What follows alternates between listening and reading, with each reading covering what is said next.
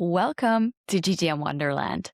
In today's episode, I'm speaking with Priya Rajan, who's founder and CEO of StageZero AI. StageZero is redefining the classic funnel by helping product marketing teams engage with potential buyers much earlier in the sales process, enabling education and discovery with personalized product information. Wouldn't it be great to finally give product marketing the control and visibility into revenue impact they deserve? I sure think so. Priya and I will be talking all things buyer enablement, marketing, and of course, the journey from CMO to founder. Enjoy! Priya, welcome to GTM Wonderland. Thank you, Niki, for having me here. It's so exciting. I know we met almost a year back, I guess, at Money 2020. Fast forward, it's been exciting times for both of us. We're both entrepreneurs in different directions. So excited to be here. Yes, absolutely. And I can't believe it's been a year already, right? We met in Bangkok about a year ago. The conference is around the corner again. So I'm super happy to have you on the show today. Like, who would have thought when we met each other for the first time that we would be sitting here talking about all things go-to-market and your business as well. So really excited about that. I have my sheet here with a lot of questions prepared. So let's see where we land. But first, I want to set the scene a little bit and talk about your journey from CMO to entrepreneur, because you have a fantastic track record in the tech industry mostly, and you've built your marketing career really across some of the biggest names in the industry, from Visa, Cisco, Nutanix, before you then became a CMO at DataVisor. And I'd love to hear more about that and just your journey in general. And then also, if you could pinpoint the moment where you think that shaped your experience as a marketer, like today, what moment in that journey shaped you the most? Great. That's a great question, Nikki. Almost, always interesting to like rewind and see how your career has come about. I must say I have been very lucky with the companies that I have been in. I first started off in big companies, like you said, at Visa and Cisco, and then went on to startups that did really, really well. And I had started at those companies when they were very, very small and seen them grow over time. So it's been a super exciting experience for me, apart from just the career development. And, it's interesting you brought up, the time that shaped me as a marketer. Interestingly, I never thought of myself as a marketer. I worked with so many peers in marketing, including knowing you, and some of them are just like brilliant marketers. And it kind of like made me wonder, like, what makes marketing really shine? Because it's really not easy, for somebody looking from outside. It sounds like fun. Like we throw events and we have parties and hey, this marketing is a fun job, but it's like literally, the Oz behind the was behind the Oz, right? There's so much that goes on in marketing and it's so much hard work. You've been in events, you know this. And so it's like, no, there's not a single thing. But I do remember, very distinctly kind of like the aha moment for me that really changed my perspective of marketing. And this was when I was in smaller companies, and sometimes, you're building products that even your buyers don't know that they want or how it's built, right? So, talk about AI now. We're talking so much about how AI is transforming things. And I remember, 10 years back, almost a decade, when we talked about machine learning in banking and we talked about like supervised learning. It's not any different now than it was then, simply because it's so different and it's a new way of doing things. And I think what really made those transformations click and credible is really the domain knowledge, right? Like knowing the domain that you belong to and being able to talk the buyer's language. And that's not just buyer interviews and building buyer personas, right? It's truly being in that domain and understanding, what the buyer does on a day-to-day basis, like being on the buyer's shoes. I think that was really a light bulb moment for me, because all the startups that I worked at were people who had this very strong domain knowledge, and hence the product was not something that just came out of the box. It was really something that was built along with the buyers. So it was a problem that, we could both resonate together, and we were solving the problem. And even though we were on the vendor side and more as, taking more of a consultative role, even then it felt like we were building this company together, not so much that we were vendors or buyers. And I think that to have that level of, kind of like camaraderie with the buyers, I think that knowing the buyers and the subject matter expertise, I think is like very, very important. And even with AI now, if you've seen like some of the trends where even A16Z is talking about verticalized SaaS, right? Where we are moving from horizontal solution to verticalized solution, that really, in essence, what it is, knowing the subject matter expertise, knowing the domain of your customers. And I think that's very, very critical, especially at this inflection point that we are in today. Thank you. That's a great answer. You mentioned obviously domain knowledge and domain expertise. Do you feel like that's being challenged across the board, especially in tech now with the rise of AI? I feel like it's a topic that's coming up a lot lately. It is definitely. And interestingly, like I said, like the trend towards this verticalized SaaS. And of course, I'm in the Valley and I see so many startups and they're all doing so many cool things. And one of the first things that, anybody in, building a company would tell you is talk to the buyers, right? Talk to the buyers, learn from the buyers. What does the day in the life of a buyer look like? And that really questions the foundational belief that, hey, we're building something. Do we really know how the buyer feels about it? What really is the problem that we're solving? And are we solving it in a way that's effective for the buyer? So definitely, I think there is, I would say, more elevated discussions around this. And I think that's really right, because a decade back, or I mean, I've been in the tech space for over 2 decades. And when I first started, it was always about, hey, can you build something that everybody can use? Right? Can it be a horizontal solution? Can it be applicable across different industries? Whereas now, I think the shift has really happened towards, hey, can you solve the problem for this industry? Because as you know, you're in financial services and so am I. I mean, there is enough food for all in such a big industry, right? There are so many problems to be solved, and being verticalized means that you're able to solve for it in a much better way. So yeah, I think it's great that this shift is happening. I actually love it. I've spent all my career in financial services, so obviously I'm going to vouch for verticalized solution versus more general ones.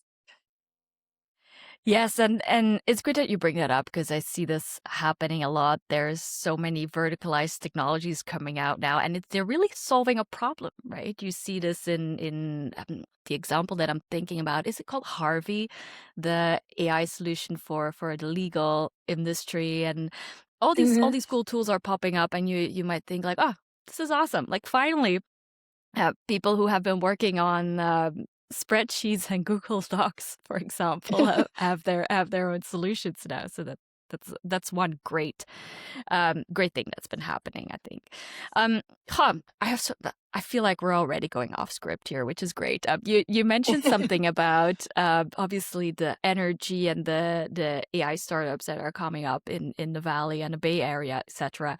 What's the vibe right now on that side of the world? And I feel like where everything's happening. Obviously, I don't live there, so I have massive FOMO of what's happening in on the West Coast. Yeah. I think there's definitely FOMO, and probably the opposite of what the FOMO is, right? I think we are living in a very exciting time. I was talking to a colleague a few weeks back, and we were talking about key trends in technology, or like milestone in technology, which got us really, really excited, right? And obviously, Google was one of them, really democratizing what you can search for and just making information more accessible. And then now you're kind of in this phase of chat GPT where you're not just getting information, you're actually collating information, right? Like pulling it together from different sources.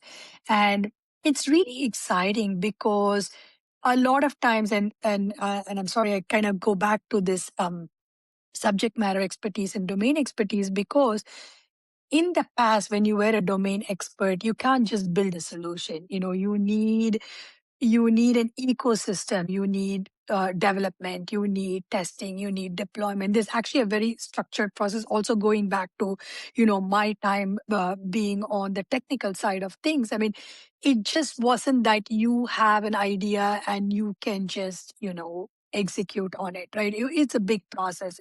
And what I think this technology now has really done is really break that barrier, where if you know the problem that needs to be solved, you can actually go and solve it. Building something has become less of a barrier. And of course, not to trivialize the process, there still needs to be a structured, engineering and development and so on. But it just made it easier to bring something to life. And I can say, unabashedly, like, I'm not a great designer. Like, I'm in marketing. I love the creative side of it, I love the brand side of it. But if you were to ask me to draw a dog, I kid you not, it'll probably look like an apple, right? Like, I have like no creative skills whatsoever. But I know what I want, and I appreciate the creativity. And so for somebody like me, just being able to you know uh look at and react to something that's just in my head is such a big thing. So, when I use visual tools today and I just say, hey, I want something that looks like this, and what comes back is not perfect, but it's at least a rendition of what I'm having in my head. I mean, I think that's really exciting. So, um, definitely there is, there, there are talks about the success factors, and machine learning and AI has been around for decades, long before any of this came about. And there have been ebbs and flows of what's been successful every time we moved forward, but not in leaps, right? So whether this would be a leap remains to be seen. But I do think that the potential and the excitement of what it's possible is should definitely cause a FOMO. Yes. Yes. And just to make you feel better, I'm also not good at drawing. So please don't ask me to draw a dog either. But yes, now with AI we obviously can, or make it look like we can. Yes. Yeah, this is a great segue into my next question, because we mentioned the product, the barrier to building products is really lowering.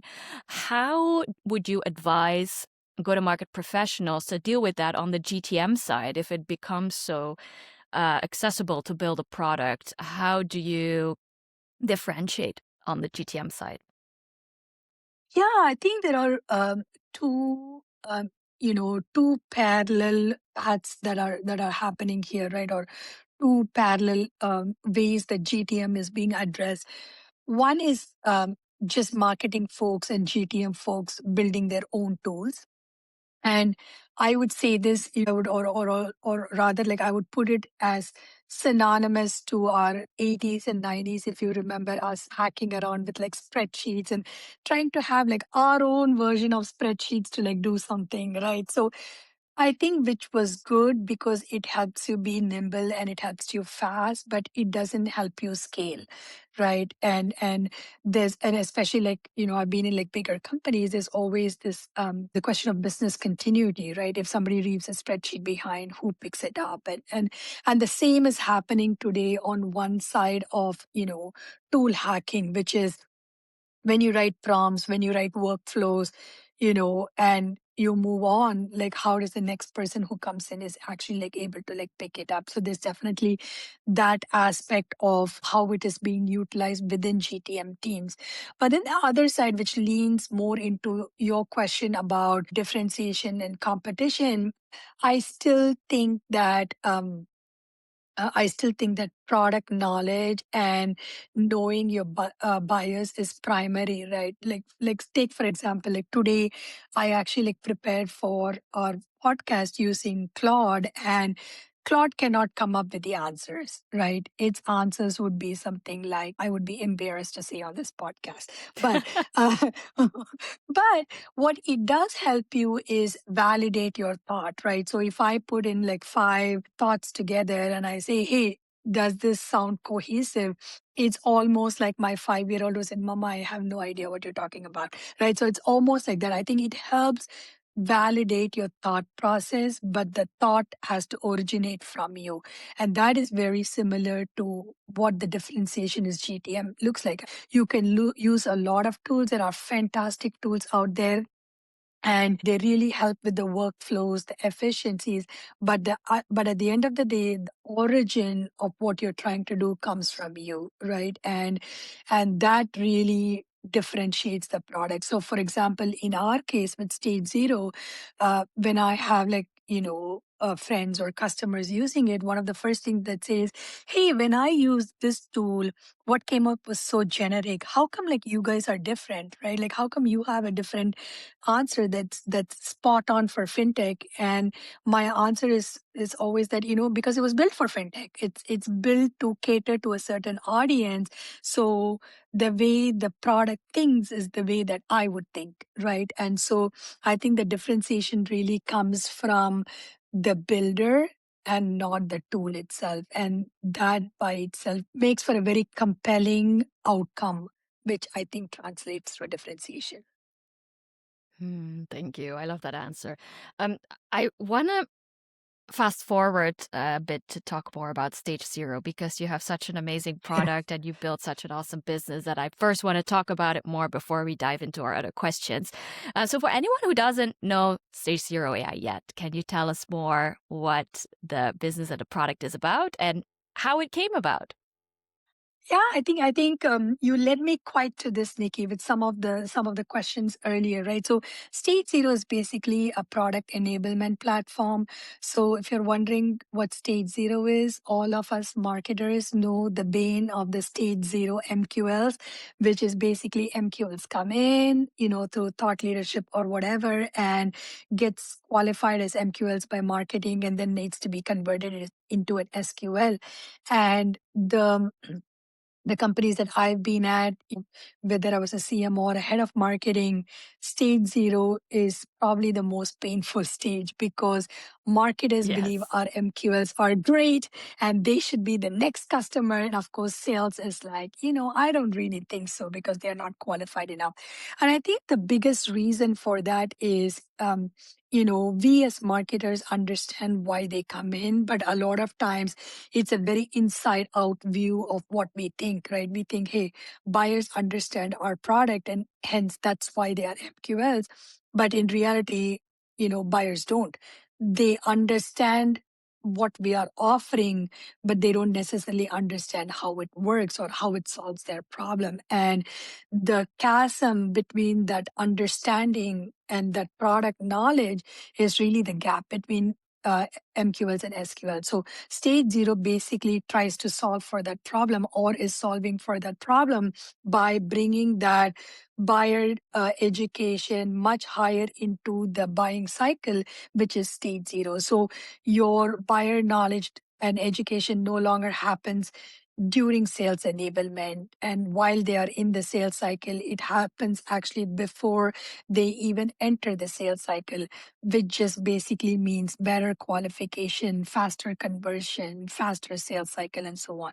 So that's basically in a nutshell what stage zero is doing. We are redefining the stage zero process. So your MQL is no longer just, top level leads, but they're actually qualified leads through That's product fantastic. enablement.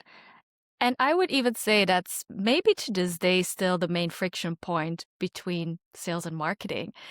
I think it's gotten better, obviously, throughout the years as there's more awareness around it and teams are trying to put efforts into more alignment, having shared objectives. But yes, it's so heartbreaking when you bring in leads as a marketer and then they don't convert, or you don't have the right tools to help them convert, right? So I love that this is one of the problems that you're solving for the audience.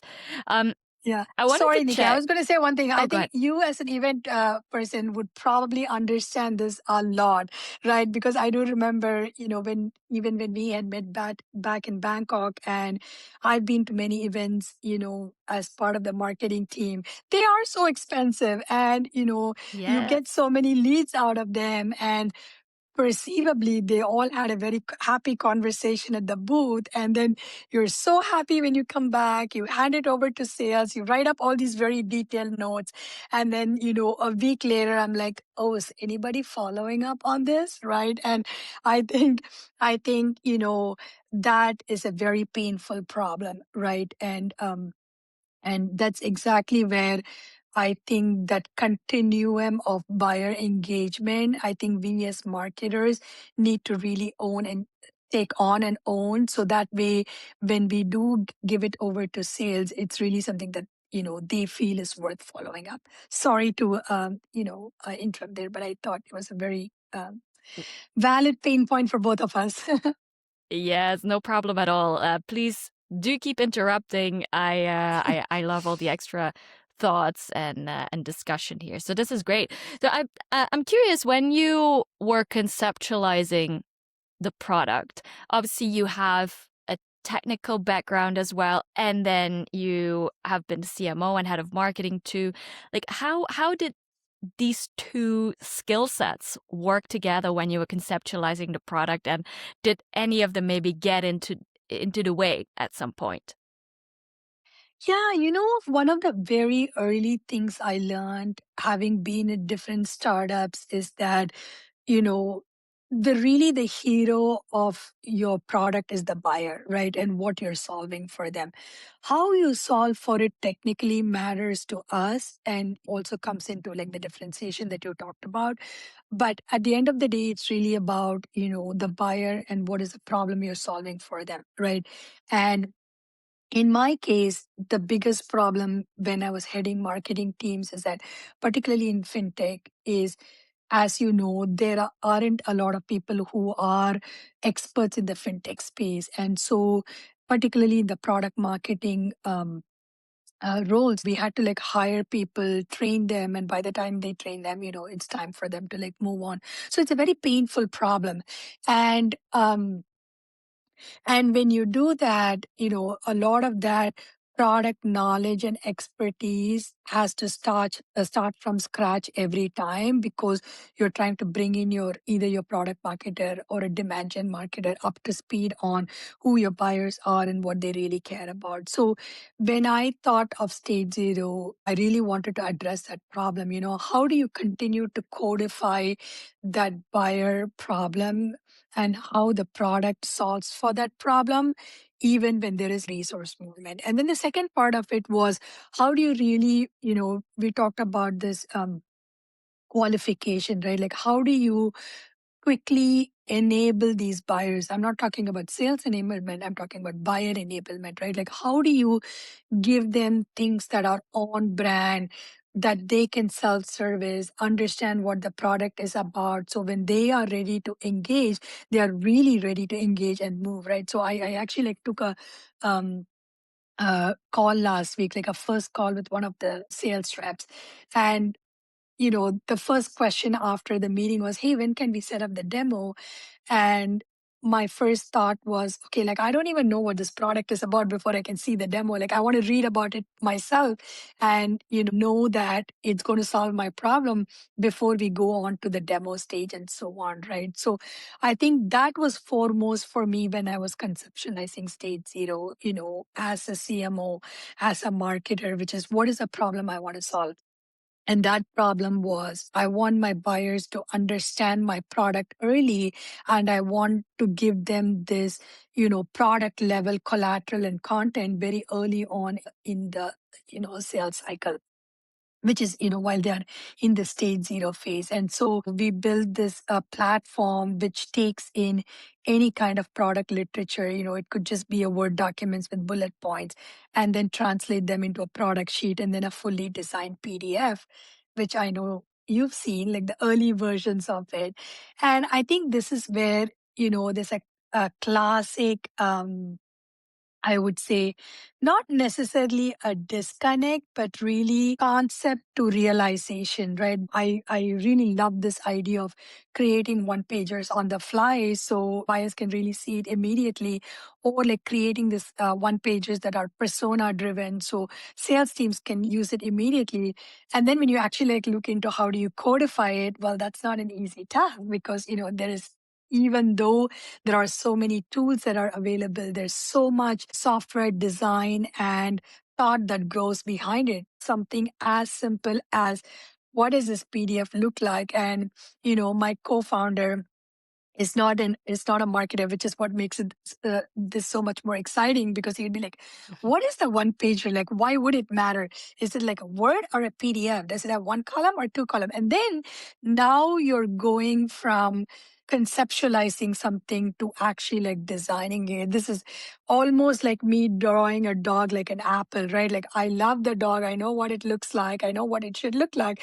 But when I actually put it on paper, is it going to look like a dog or is it going to look like an apple, right? So I think there's definitely that, you know, uh, um, thought process of how to execute on that product, which was very exciting but not trivial. And I wouldn't necessarily say having a background, a technical or a non technical background really changes how you think about it because partly with all the tools that you have there today, it's much easier to translate ideas into something that you can look at, but definitely solving these complex problems or even like thinking through the motion of it, right? Like, hey, how would a buyer actually like do this?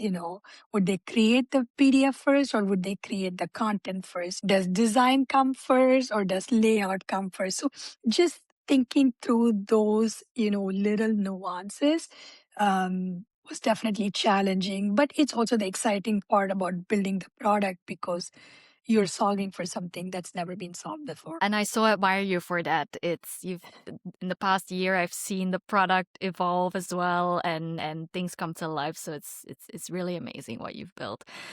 So you've talked about mission-centered product building, I guess is how we can definitely describe it. And you gave a few examples of what that looked like in practice. Now I'd love to hear on the go-to-market side of building a business. What does that look like for StageZero AI? And do you feel like you're okay to share what your go-to-market motion looks like? Yeah, absolutely. And the one thing I would say is that it is not for the faint of heart. Because having been in marketing and having been in very early stage companies, I've seen it. And I always thought, oh, I could do that.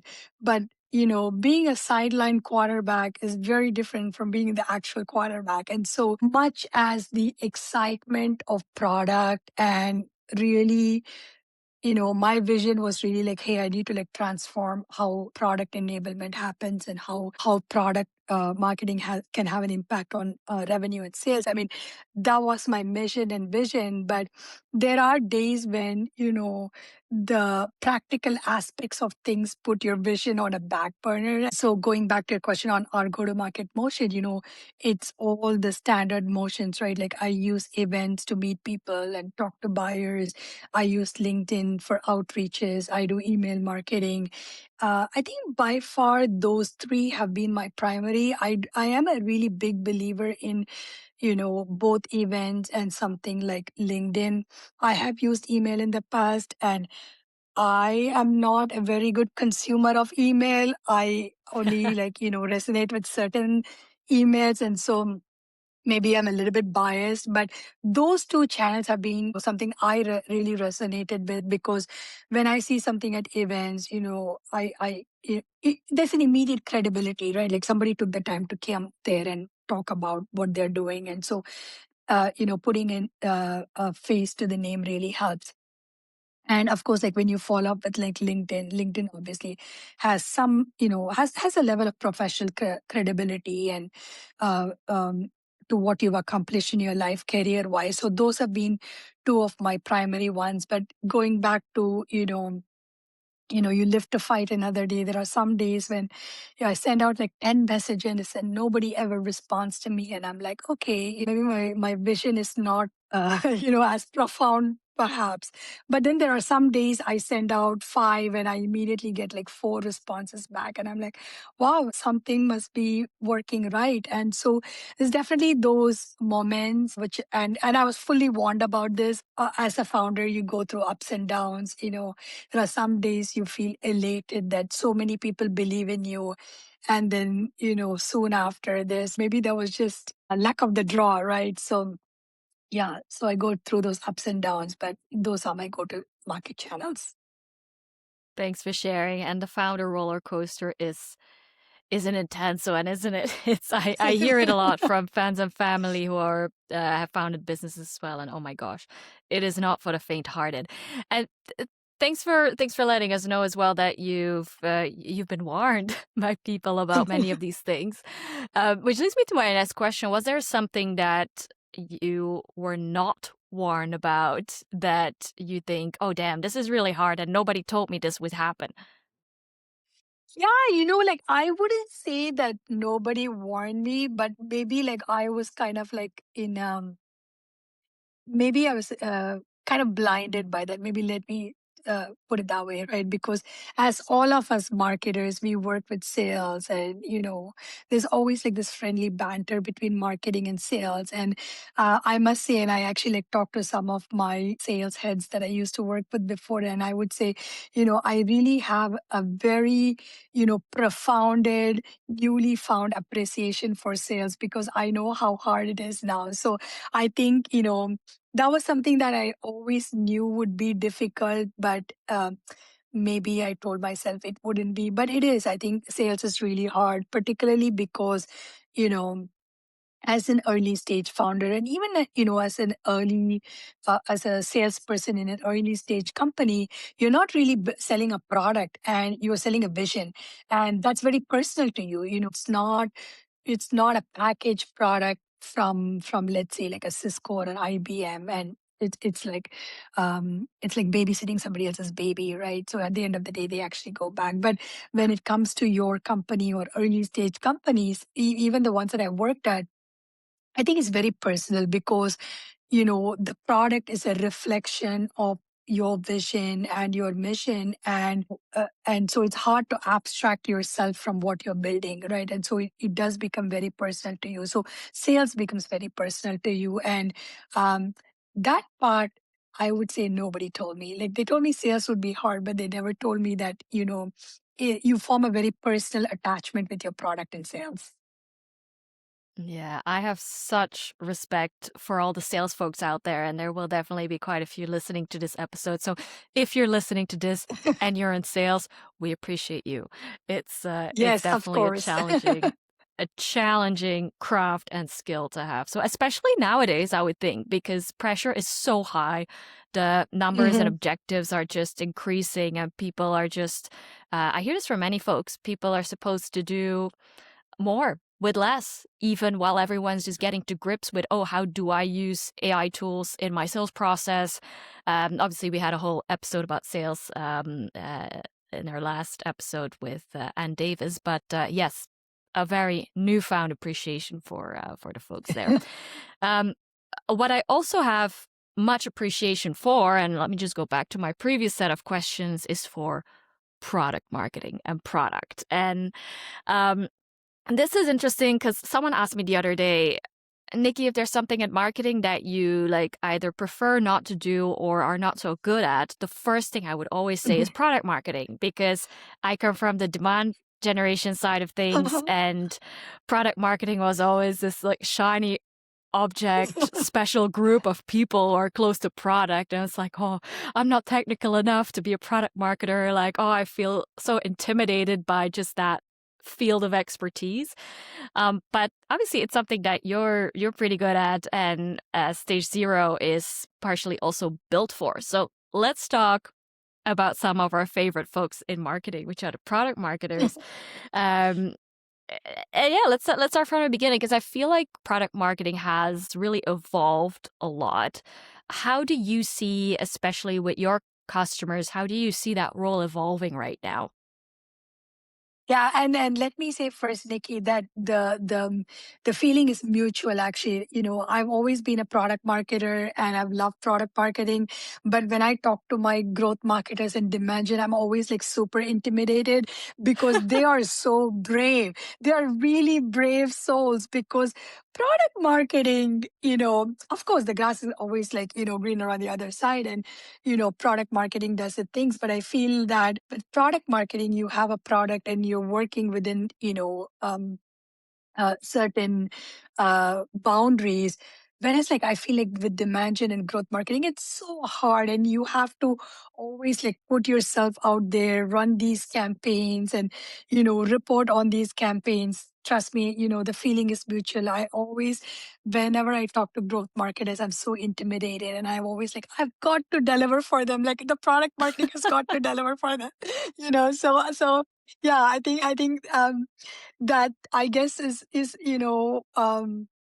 one reason why marketing needs to be more integrated and operate as a unit, right? But going back to your question about product marketing, I think it's definitely changing because and it has been changing for some times because you talked about product marketing being closely working with product, and that's actually like very true.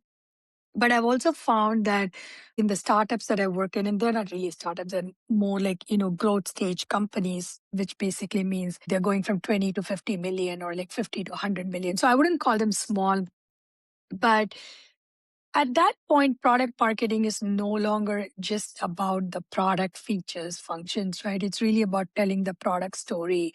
And it touches so many different aspects of marketing, like, content creation, PR, and even demand gen in some ways, what does the landing page need to like look like? So I think it has evolved over the years quite a bit, where it's no longer about market facing product information. It's actually like beyond that. But I think with the advent of AI, and I've been like part of different, community groups of product marketers and attended various events. I think one of the things that's really changing is, or let me put it this way. There are some things that are changing and some things that are not changing that we need to change, right? One of the things that is changing is how product marketers are thinking about their roles more from a revenue impact perspective rather than just, hey, I'm going to be a supporting function, right? And so in product marketing actually is very different in different companies. So, I don't want to generalize it, but in a lot of cases, product marketing is a supporting function, right? They support the product by giving in, market information, they support customer success, they support demand gen, and so on. Um, and so that transformation from just being a support function to wanting to have impact on revenue or having the opportunity to have an impact on revenue, I think is definitely something that's been evolving and heading in that direction.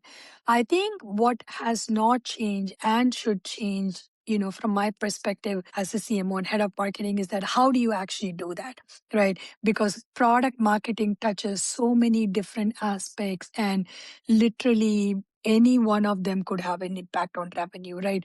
Did this landing page have an impact on revenue, or did this content, or did the sales enablement? And I think there is a lack of a systematized approach to how product marketing operates, which I think makes that attribution really difficult because you don't know where that messaging came from and how that messaging is involved, and lack of transparency around that kind of a process, I do think makes it difficult to attribute product marketing efforts directly to revenue, even though, it touches so many different aspects of marketing. Yeah, and you touched on a few really interesting points, which is obviously there's still some breakdown happening here and there between not just silos within marketing. And obviously, it makes me feel much better to know that the product marketing folks um, are maybe feeling similarly about demand gen and growth people. So thank you. That that really helps with self-confidence here. But I'm also thinking that you mentioned sales enablement, and obviously product marketing plays a huge role in that. Where do you see the biggest breakdown there today, if there still is any? I think the breakdown is, lack of a more structured way of product enablement, right? I think when we talk about enablement, obviously the emphasis is mostly on sales enablement. How do we get salespeople to go and sell our product?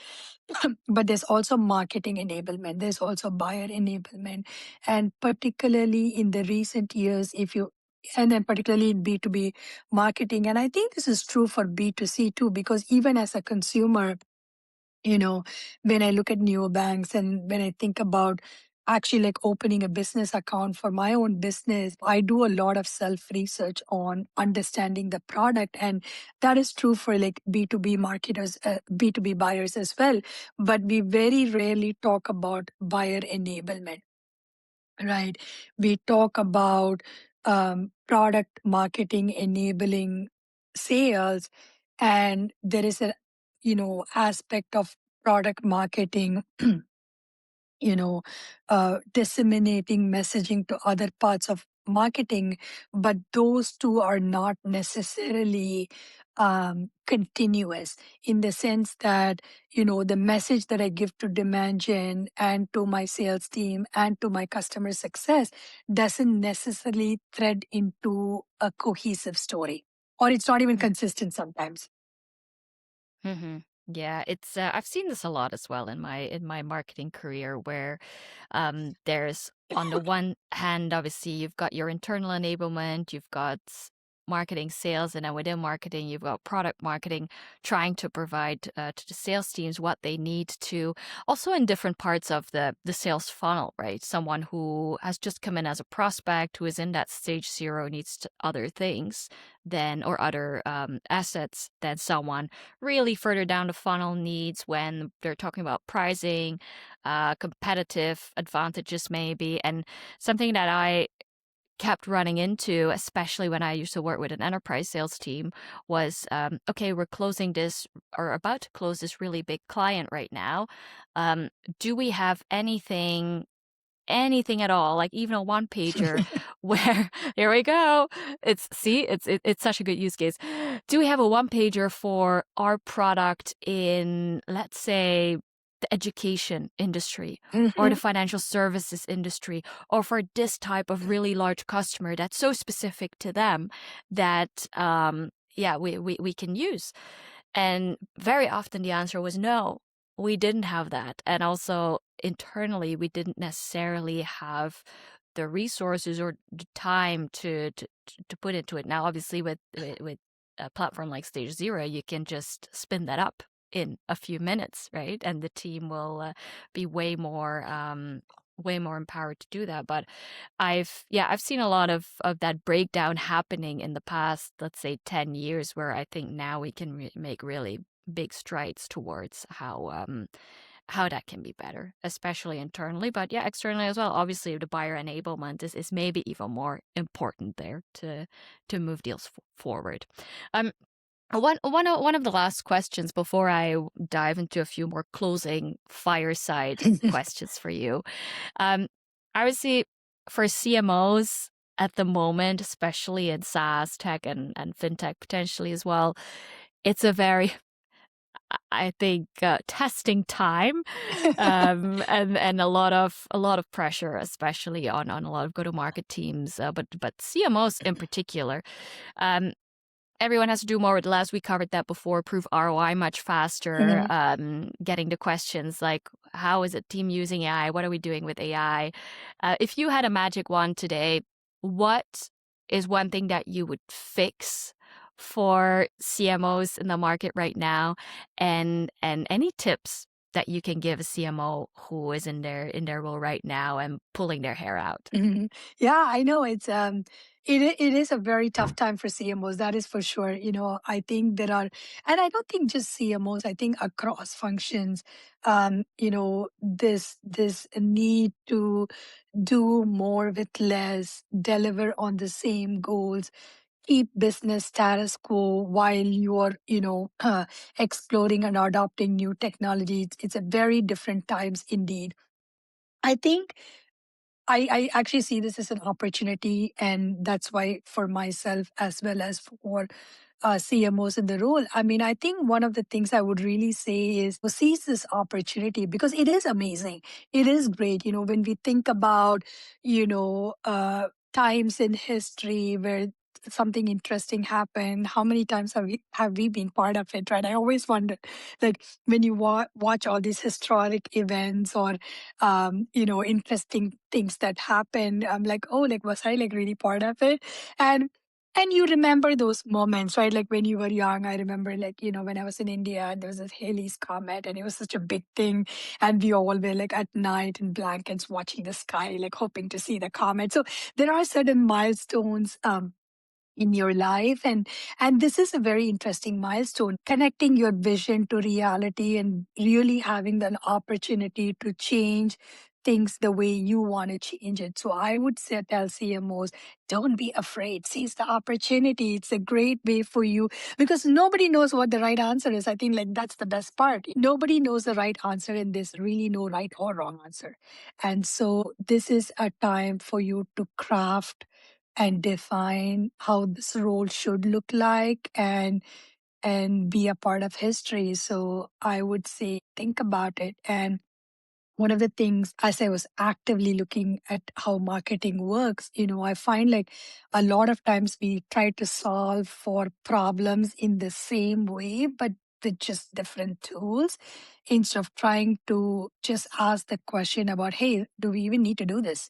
Right. And I think the opportunity is now because, like I said, there is no right or wrong answer. So it's really an interesting time for us to redefine and reshape how the CMO and the marketing function should look like. And we shouldn't be afraid to take that opportunity.